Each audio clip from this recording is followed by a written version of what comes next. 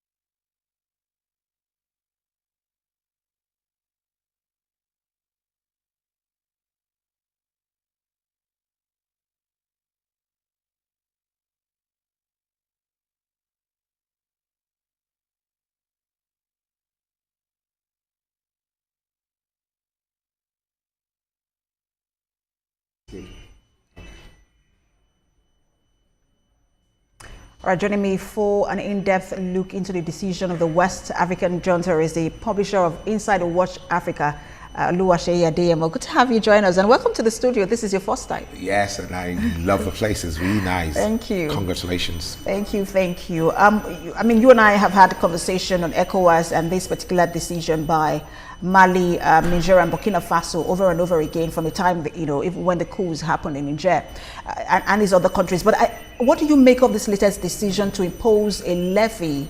Almost like now it looks like a trade war.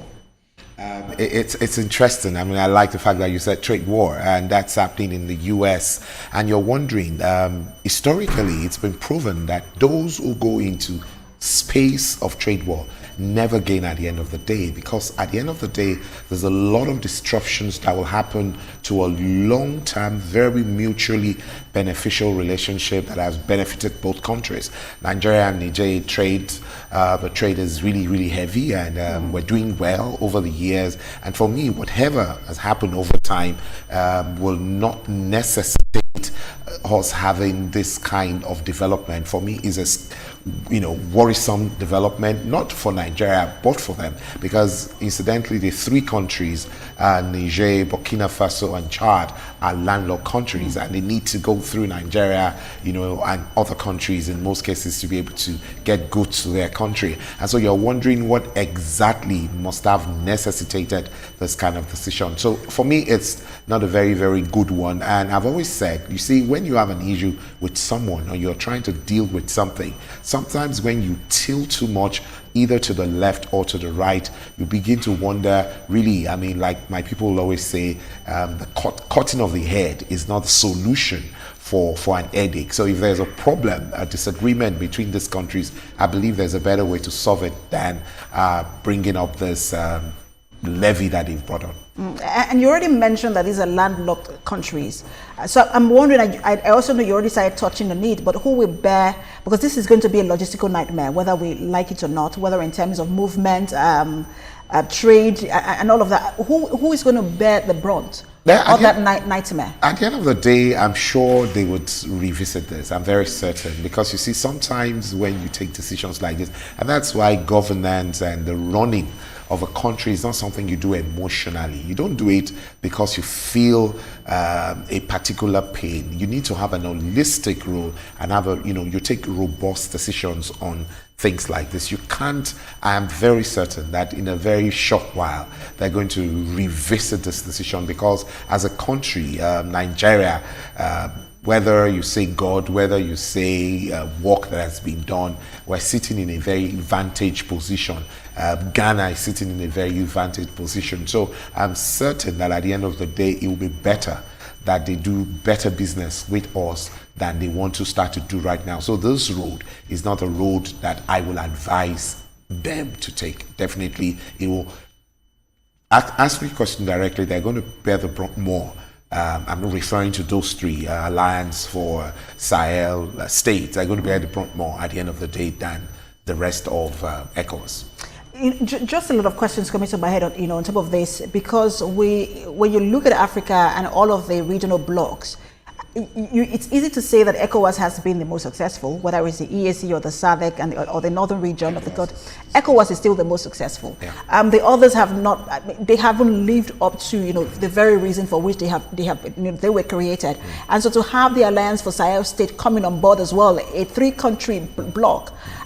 I mean, in the long run, how successful do you think they will or can be? They can't be as successful as they thought they can be. Like I said, I believe that this decision is taken out of anger, out of the way they're feeling right now. They feel alienated. They feel that probably the rest of ECOWAS have not treated them well as they thought they would be treated. But I'm certain that they're going to revisit this because, I mean, at the end of the day, they'll start feeling the brunt very, very soon.